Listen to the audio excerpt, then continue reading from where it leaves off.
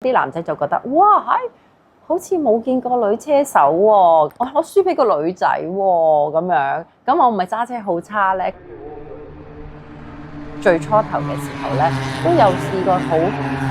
多情況咧，係會啲男仔係特登係唔會俾我過，甚至乎試過有一次我哋爭冠軍嘅時候咧，佢係直情一齊撞到出咗去，都唔情願我贏呢個冠軍咯。我係 Denise Yang 楊嘉怡，係香港女賽車手。10幾歲我先會感覺到自己好中意速度嘅嘢咯。細個5、6歲嘅時候，我自己都好中意碌嘅嘢啦，就原來就好中意速度啦，自己會好中意踩單車啦，同啲小朋友啦。嗰時我真係從來冇諗過做車手㗎，我覺得係遙不可及嘅事嚟嘅，因為要好多錢啦。咁我知道我嗰陣時屋企唔係話好富裕啦，咁冇諗過野心要去到做車手咯。可能係講緊我生咗第一個 BB 啦，嗰陣時就係咁啱有個朋友啦，就話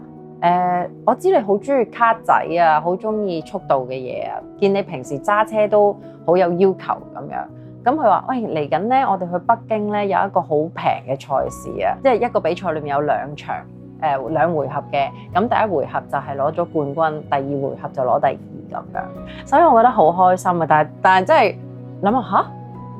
吓，係咁嘅咩？咁樣我就話吓，咁得意，比賽就係咁簡單嘅咋。因為之後就再生我個第2個細仔啦，咁所以當時係冇諗住focus 喺賽車啦，focus 翻喺自己個家庭啦同埋事業嗰度先嘅。2012年啦，就係發生咗個人生嘅一個低谷啦，咁就喺嗰度開始就合味道再贊助咗我，咁就可以將我磨練一個過程咧可以容易啲咯，所以我都好感恩呢個贊助可以俾咗呢個機會我。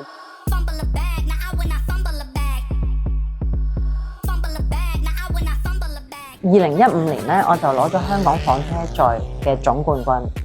記者同我講啦，就話佢 search 過咧係未有一個女性係攞一個 series 嘅總冠軍嘅，咁我係第一個嘅，咁所以當時嚟講，我覺得我好開心啦。咁我當時有個朋友咧就同我講話，梗係要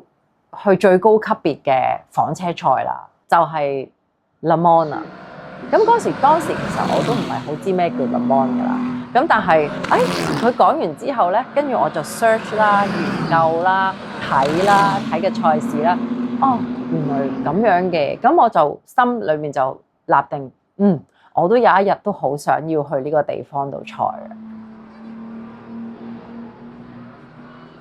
我喺 FP1 嘅時候啦，咁就撞咗車，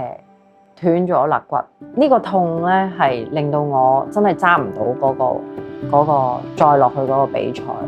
但係呢一個停咧，反而咧我會覺得係有個空間俾我去諗，